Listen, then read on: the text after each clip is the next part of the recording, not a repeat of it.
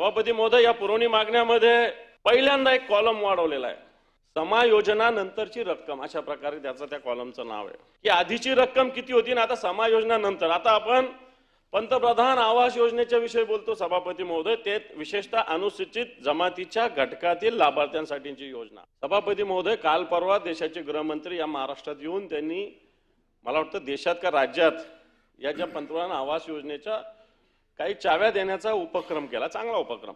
देशाच्या पंतप्रधानाचं स्वप्न होतं 2022 ला हर घर छत ही प्रकारची संकल्पना देशाच्या पंतप्रधानांनी 2016 साली मांडलेली. सभापती महोदय, या देशात घरकुल किती असावे याची मांडणी आणि मागणी 2016 ला पूर्ण झालेली. सभापती मध्ये 2016, आणि त्यांचा संकल्प होता 2022 ला हर घर छत मिळालं पाहिजे. परंतु आता सगळ्या ग्रामपंचायतीचा नगरपालिकेचा सभापती महोदय आढावा घेतला असेल तर प्रत्येक ग्रामपंचायतीत इथे सगळेच मला वाटतं ग्रामीण भागाशी संबंधित बसलेले मंत्रीच समोर, या सगळ्या ग्रामपंचायतीची जर घरकुलाची स्थिती घेतली तर 10% सुद्धा घरकुल अजून पूर्ण नाही. सभापती महोदय, आणि असं असताना अनुसूचित जमाती घटकातील लाभार्थ्यांसाठीची पुरवणी मागणी 3752 होती. सभापती महोदय, या सरकारने 2779 केली, म्हणजे कमी केलेली आहे.